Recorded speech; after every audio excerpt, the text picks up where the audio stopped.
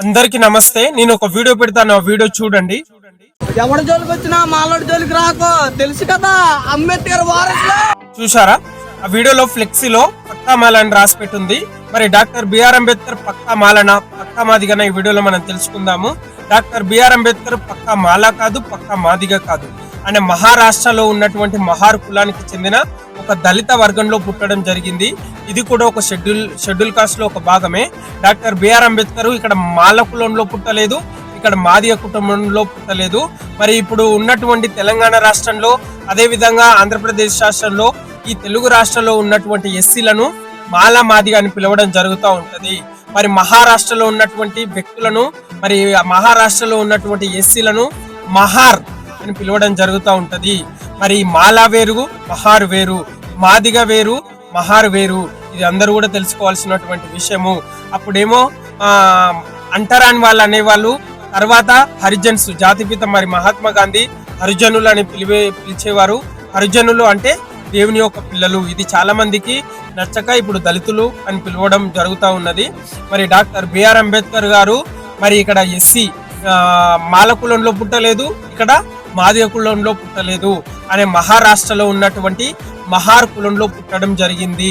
మరి doctor BR Ambedkar గురించి ఇంకా క్లుప్తంగా చెప్పాలంటే, మన దేశం, ఈ ప్రపంచం మొత్తం పెద్ద పెద్ద భాగాలుగా విడగొట్టడం జరిగింది. ఈ ప్రపంచాన్ని మొత్తం పెద్ద పెద్ద భాగాలుగా విడగొట్టడం జరిగింది. ఆ భాగాలని మనం ఏమంటున్నాం అంటే ఖండాలు అంటున్నాము. మన ఖండాలు వచ్చేసి 7 ఖండాలు. ఆసియా ఖండం, ఆఫ్రికా ఖండం, యూరోప్ ఖండం, ఉత్తర అమెరికా, దక్షిణ అమెరికా, ఓషియానియా, అంటార్క్టికా, ఇట్లా 7 ఖండాలు ఉన్నాయి. ఒక్కొక్క ఖండంలో కొన్ని దేశాలు ఉన్నాయి. ఆసియా ఖండంలో 49 దేశాలు, ఆఫ్రికా ఖండంలో తీసుకున్నట్లయితే 54 దేశాలు, అదే యూరోప్ ఖండాన్ని తీసుకున్నట్లయితే 44 దేశాలు. ఇట్లా ఒక్కొక్క ఖండంలో కొన్ని దేశాలు ఉన్నాయి. మనకు మొత్తం 195 దేశాలు ఉంటే ఒక్కొక్క ఖండంలో కొన్ని దేశాలు ఉన్నాయి. మన భారతదేశం ఏ ఖండంలో ఉంది? ఆసియా ఖండంలో ఉంది. ఆసియా ఖండంలో ఎన్ని దేశాలు ఉన్నాయి? 49 దేశాలు ఉన్నాయి.